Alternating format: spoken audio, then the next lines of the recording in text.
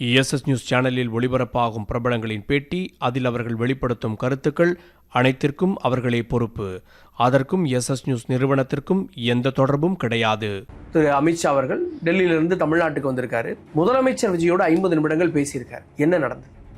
அவர் spend பண்ணது 10 நிமிடங்கள் தான். டெல்லியின் முகம்னு அமித்ஷாவை சொல்றீங்க இல்லையா? இப்போ டெல்லியின் முகமா மாற இருக்கிறவர் யார் தெரியுங்களா? மாறிக்கிட்டு இருக்கவர் யார் தெரியுங்களா? இந்த மினிஸ்ட்ரி வந்து ஆபத்து. காங்கிரஸை கழட்டி விடு. Open demand. நீ தொடர்வேன்னு நினைச்சினா அது உனக்கு ஆபத்தா முடியும். என்ன முடிவு எடுத்திருக்காரு? இடைத்தேர்தல சிலருக்கு நல்லது நடக்கட்டும்னு அவர் நினைக்கிறது. சரி, ஸ்டாலின் நிப்பாரு, என்ன ஜெயிச்சுட்டு போட்டோம் அப்படின்னு ஒரு கரிசனம் இல்லையா? இப்ப ஸ்டாலின் மேலேயே இவர்கிட்ட ஃபைல் இருக்குன்னு வச்சுக்கோங்க. ஸ்டாலினை கைது பண்ணு. இது வந்து த்ரெட்டனிங், பிளாக்மெயில். அமைச்சர்கள் சிலர் பேசினாலும் கூட அவை குறிப்புல இருந்து சபாநாயகர் நீக்கிறாரு. அதை எப்படி பாக்க? ஆதவும் நிர்மல்குமாரும் வரம்பு மீறி பேசுறாங்க. முதல்வர் அதை அலோவ் பண்றாரு. அப்பனா ஆதவ் வந்து அதிக பிரசங்கி அப்படின்றது வந்து விஜய் வந்து ஏத்துக்கிறாரு. அப்ப வந்து விஜய்க்கும் சபாநாயகர் ஆதவுடைய பேச்சை நீக்கிறதுல உடன்பாடு இருக்கு. நிர்மல்குமார், ஆதவ், ராஜ்மோகன், இந்த 3 பேரும் தான் பவர் சென்டர்ஸ். எஸ்எஸ் நியூஸ் நேயர்களுக்கு வணக்கம். நான் கார்கே. டெல்லியின் முகமாக அறியப்படும் மத்திய உள்துறை அமைச்சர் அமித்ஷா தமிழகம் வந்திருக்கிறார். அவருடன் முதலமைச்சர் விஜயனுடைய 50 நிமிட சந்திப்பு, பேச்சுவார்த்தை, இதெல்லாம் எதை உணர்த்துகிறது? தமிழக அரசியல்ல இப்போது நடக்கக்கூடிய பின்னணி விஷயங்களை விளக்க நம்மோடு இணைகிறார் மூத்த பத்திரிகையாளர் திரு தாமோதரன் பிரகாஷ். சார் வணக்கம். வணக்கம் கார்கே. டெல்லியின் முகமாக திரு அமித்ஷா அவர்கள் டெல்லியிலிருந்து தமிழ்நாட்டுக்கு வந்திருக்காரு. முதலமைச்சர் விஜயோட 50 நிமிடங்கள் பேசியிருக்காரு. 50 நிமிடங்கள் ஸ்பெண்ட் பண்ணியிருக்காரு அப்படின்றப்போ அதில் ஒரு பெரிய ஆச்சரியக்குறி என்ன இருக்கும் அப்படின்னு. என்ன நடந்தது சார்? 50 நிமிடங்கள்லாம் இல்லை சார். அவர் ஸ்பெண்ட் பண்ணது 10 நிமிடங்கள் தான். 1. 2, டெல்லியின் முகம்னு அமித்ஷாவை சொல்றீங்க இல்லையா? இப்போ டெல்லியின் முகமா மாற இருக்கிறவர் யார் தெரியுங்களா? மாறிக்கிட்டு இருக்கவர் யார் தெரியுங்களா? தமிழகத்திலிருந்து ஒருவர் பிரதமராக வேண்டும்னு ஆதவ் அர்ஜுனா முழங்கினார்ல, அந்த முகத்துக்கு சொந்தக்காரர் விஜய் சார். நீங்க ரீல்ஸ் எல்லாம் பாக்குறது இல்லைன்னு நினைக்கிறேன். டெல்லியில வந்து நார்த் இந்தியால ரீல்ஸ் வந்து பயங்கரமா போடுறாங்க சார். ஒவ்வொரு ரீலும் 2 மில்லியன் 3 மில்லியன் பேர் பாக்குறாங்க. அந்த ரீல்ல ஒண்ணு வந்து என்னன்னா, விஜய் ஆட்சிக்கு வந்ததும் பசுவதை தடை சட்டத்தை கொண்டு வந்து விட்டார். யார் பசுவை வெட்டினாலும் அவர்களுக்கு கடுமையான தண்டனைகள் வழங்கப்படுகின்றன. இது ஒரு ரீலு. இன்னொரு ரீலு, பெண்களுக்கு பாதுகாப்புக்கு விஜய் முக்கியத்துவம் கொடுக்கிறார். 8 வயது பெண்ணாக இருந்தாலும் சரி, 80 வயது பெண்ணாக இருந்தாலும் சரி, யார் பெண்களை சீண்டினாலும் அவர்களை உடனடியாக சிபிஐ மூலமாக என்கவுண்டர் செய்கிறார். சிபிஐ மூலமா? இது வந்து இது ரீல்ஸ். இதெல்லாம் நார்த் இந்தியாவில் பரவிட்டு இருக்கு. இது வந்து நார்த் இந்தியாவில் பரவுது. நம்ம ஷர்மிளா இருக்காங்க இல்லையா, பாலாஜி டாக்டர் ஷர்மிளா வைஃப், அவங்க இதெல்லாத்தையும் எடுத்து அந்த ரீல்ஸ் போடுற பொண்ணுகிட்டயே பேசி, எவ்வளோங்க ரீல்ஸ்க்கு கொடுக்குறாங்க உங்களுக்குன்னா 60,000 ரூபான்னு பேசி, அப்படியா ஒரு ரீலுக்கு 60,000 ரூபாய். அது 1 மாதம் தான் அந்த பொண்ணு வச்சிருக்குமா அதை பேஜில், அதுக்கு 60,000 ரூபாய். அது மாதிரி 10 ரீல் அந்த பொண்ணு பண்ணியிருக்கான். இவங்க வந்து 50,000 ரூபாய்க்கு ஒரு ரீல்ஸ் எங்களுக்கு பண்ணி தரீங்களா அப்படின்னா, அதெல்லாம் முடியாது, 60,000 ரூபாய்னா 60,000 ரூபாய் அப்படின்னு அந்த பேரம் பேசுகிற மாதிரி பேசி அந்த ரீல்ஸோட உன்னதத்தை எடுத்திருக்காங்க. இதெல்லாமே ஜேபி அப்படின்னு கூப்பிடுவாங்கல்ல, ஜெகதீஷ் பழனிசாமி அவர்களுடைய திருவிளையாடல்கள், ரூட்டோட திருவிளையாடல்கள், இதெல்லாமே வந்து விஜயை வந்து பிரதமராக்குவதற்காக, டெல்லியின் முகமாக மாற்றுவதற்காக செய்யப்படும் வேலைகள். இப்போ டெல்லியின் முகமாக இருக்கக்கூடிய அமித்ஷா, டெல்லியின் முகமாக மாறப்போகும் விஜய், 2 பேர் சந்திச்சிருக்காங்க. அப்படிதான் சொல்லணுமா? அப்படிதான் சொல்லணும். டெல்லியின் முகமாக என்ன பேசினாங்க சார்? ஒண்ணுமே இல்லை. அமித்ஷா வந்து ஸ்ட்ரைட்டா பேசினது வந்து, நீ வந்து காங்கிரஸ் இன்டேக் மினிஸ்ட்ரியை நீ வச்சுக்கிட்டு இருக்க, காங்கிரஸ் வந்து உன் மினிஸ்ட்ரிக்குள்ள இருக்கு, இந்த மினிஸ்ட்ரி வந்து ஆபத்து. 67க்கு அப்புறம் காங்கிரஸை வந்து தமிழ்நாட்டில் நீ பவருக்கு கொண்டு வந்திருக்க, இது வந்து ஆபத்தானது, காங்கிரஸை கழட்டி விடு. ஓப்பன் டிமாண்ட், கழட்டி விடு. இதுதான் அமித்ஷாவுடைய டிமாண்டு. அமித்ஷாவுடைய ப்ரெஸ். இவர் இல்லை அது இதுன்னு இவர் முழுங்கியிருக்காரு. அதெல்லாம் இல்லை. காங்கிரஸை கழட்டி உள்ளனா அதோட பலனை வந்து நீ அனுபவிப்ப. நீ என்ன நினைக்கிற, மைனாரிட்டி ஓட்டை வந்து நீ வாங்கிடலான்னு நினைக்கிற. இப்போ உனக்கு ஓட்டு போட்டவங்களில் ஆர்சி கிறிஸ்டின் ஓட்டு, இஸ்லாமியர்களில் இளைஞர்கள் ஓட்டு இதெல்லாம் வாங்கியிருக்க. காங்கிரஸை வச்சா முழுக்க முழுக்க எல்லார் ஓட்டையும், எல்லா மைனாரிட்டி ஓட்டையும் உனக்கு வாங்கிடலான்னு நீ நினைக்கிற. இது வந்து பகல் கனவு. நீ திமுக உடனே கூட்டணி வச்சுக்கோ, அதிமுக உடனே கூட்டணி வச்சுக்கோ. அது உன்னோட சாய்ஸ். உன் ஆட்சியை காப்பாற்றிக்கோ, அது உன்னோட சாய்ஸ். ஆனால் நீ காங்கிரஸோட கூட்டணி வச்சுக்கிட்டு நீ தொடருவேன்னு நினச்சின்னா அது உனக்கு ஆபத்தாக முடியும். என்ன முடிவு எடுத்திருக்காரு விஜய்? விஜய் ஒன்றும் முடிவுலாம் சொல்லலை. அங்கே அவர்கிட்டயும் சொல்ல. விஜய் எப்போவுமே முடிவுலாம் சொல்ல மாட்டார்ல. எஸ் நோ ரெண்டுத்தையுமே பேசிட்டு வருவார். இவர் முதல்ல சிபிஐக்கு போகும்போது ஃபஸ்ட்டு அவங்க கேட்ட கேள்வி வந்து, அங்கேயும் பிஜேபி நெகோசியேஷன் தான். அங்கே கேட்ட கேள்வி வந்து, நீ வந்து ஒரு 15 சீட்டு ஜெயிப்ப, அவ்வளோதான் உன்னோட ஸ்ட்ரென்த்து.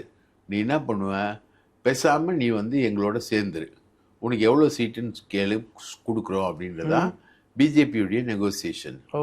இவர் வந்து இல்லை, நான் இந்த முறை கேட்டு சொல்கிறேன், எல்லாரையும் போய் கேட்டு வந்து சொல்கிறேன்னு முதல் முறை வராரு. அதுக்கப்புறம் தீபாவளி வந்துடுது, தீபாவளி முடிஞ்சவொன்னே வராரு. அதுக்கப்புறம் 2வது முறை வரும்போது இவர் மறுபடியும் கேட்குறாரு. இவர் இப்படி கையெல்லாம் காமிச்சிட்டு வர்றாரு. ஆமாம், வண்டி மேலே. அப்போதான் இது. அப்போது பிஜேபி கேட்குறாங்க 2வது முறை, என்னப்பா 15 சீட்டு வரப்போகிற, இதுக்கு எதுக்கு நீ வந்து தனியாக நின்றுக்கிட்டு எங்களோட சேர்ந்து நின்றுடு, ஏடிஎம்கே கூட்டணியில் வந்து நீ நின்றுடு, நாங்கள் பார்த்துக்குறோம் அப்படின்னு. அப்போ இவர் சொன்ன டெக்னிக்கலான பதில் என்னென்னா, நான் சிஎம் ஆவேன், எனக்கு நம்பிக்கை இருக்குது, ரைட்டுங்களா? இல்லை இல்லை, உனக்கு இருக்கிற ஓட்டு பர்சன்டேஜுக்கு நீ 15 கூட தேர மாட்ட அப்படின்றது பிஜேபி. இல்லை, நான் சிஎம் ஆவேன். இல்லை, நீ 15 தான் தேர்வேன். சரி சார், உங்கள் கணக்கு பிரகாரம் 15 பேர் தான் தேர்வாங்கன்னா ரைட்டு சார். 15 பேர் தேர்னாங்கன்னா நான் வந்து அவங்கள உங்கள் கட்சியில் இணைச்சிட்றேன். உங்கள் கட்சியில் நான் இணைச்சிட்றேன். நான் வந்து சினிமாவுக்கு நடிக்க போயிடுறேன். இதுதான் வந்து விஜய் பேசிட்டு வந்த விஷயம். ஆனால் அன்ஃபார்ச்சுனேட்டாக 108 டேர்ன் வந்து மாறிடுச்சு. அவங்க என்ன கால்குலேட் பண்ணாங்கன்னா 15. அதிமுக வந்து நல்ல சீட்டு கொடுத்துருக்கு நமக்கு, அதோடு சேர்த்து அதிமுகவும் ஜெயிக்கும், இந்த 15ஓடு சேர்த்து நம்ம ஆட்சி அமைச்சிடலாம். இது பிஜேபியுடைய கணக்கு. அதனால தான் அலோவ் பண்ணாங்க.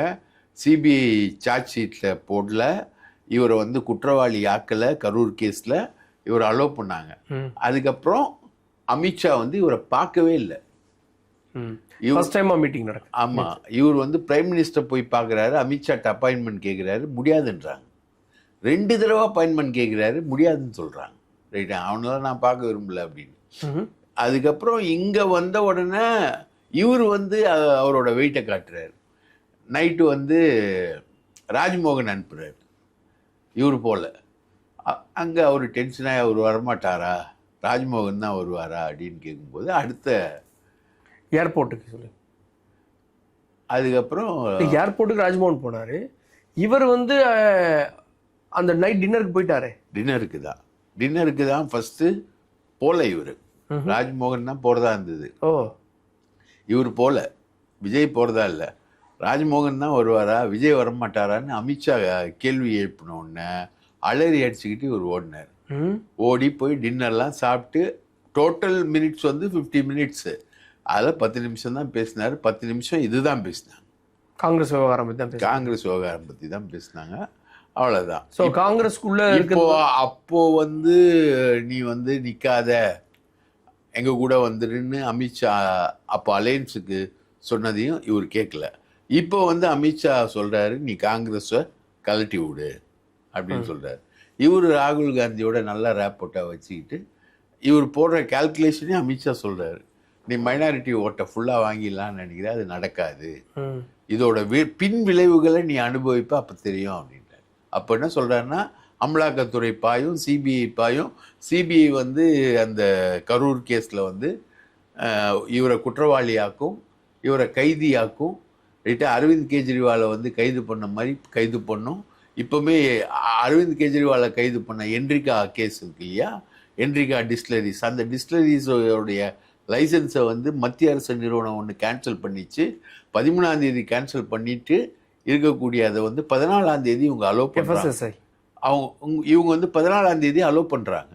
அப்போ 13ஆம் தேதி வந்து அவங்க ஸ்டே பண்ணாங்க இல்லையா, அதுக்கான கிளியரன்ஸ் வந்து இவங்ககிட்ட எங்கே இருக்குது, எந்த லேப் ரிப்போர்ட்டில் திருப்பி அலோவ் பண்ணாங்க இவங்க, அதில் வந்து ஒரு பெரிய கரப்ஷன் இருக்குது. அப்படி இருக்கா? இருக்குது. ஓ, அதாவது இந்த குறிப்பிட்ட மதுபானங்களை ஒரு நாள் நிறுத்தி வச்சு அடுத்த நாள் திரும்ப அனுமதி கொடுக்குறாங்க. அதில் வந்து ஒரு கரப்ஷன். இவங்க யாரு பின்னாடி இருந்து இவங்க என்ன சொல்கிறாங்க, அது வந்து சென்ட்ரல் கவர்மெண்ட் அலோவ் பண்ணிச்சுன்றாங்க. சென்ட்ரல் கவர்மெண்ட் எங்கே அலோவ் பண்ணிச்சு, எதனால் அலோவ் பண்ணிச்சு, அது சம்மந்தமாக ரிப்போர்ட் இல்லை.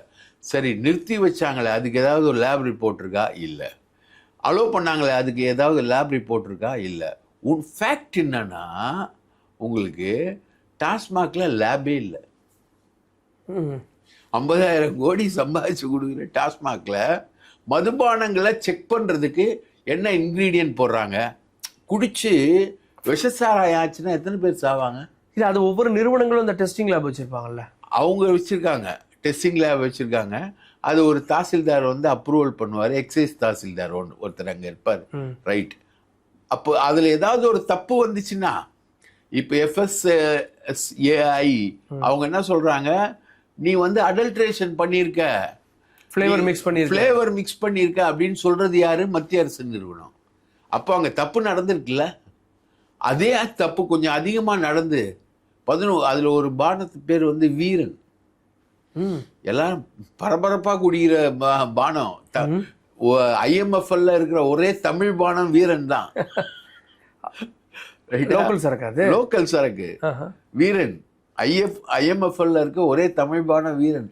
அந்த வீரன்ல ஏதாவது ஒன்று மிக்ஸ் ஆயிடுச்சுன்னு வச்சுக்கோங்க, நூற்றுக்கணக்கான பேர் சாவான். ரைட்டா? இதுக்கு என்ன செக்கிங் மெக்கானிசம் இருக்கு? டாஸ்மாக்ல லேபே கிடையாது. அப்போ எந்த வகையில் நீங்க அலோவ் பண்றீங்க? உறுதியான தகவல் தான். உறுதியான தகவல். எனக்கு வந்து சொன்னது வந்து, நான் பேரே சொல்றேன், திருச்செல்வன் டாஸ்மாக் CITU தொழிற்சங்க தலைவர் தான் இந்த தகவல் சொல்றாரு. ஓ, லேபே கிடையாது.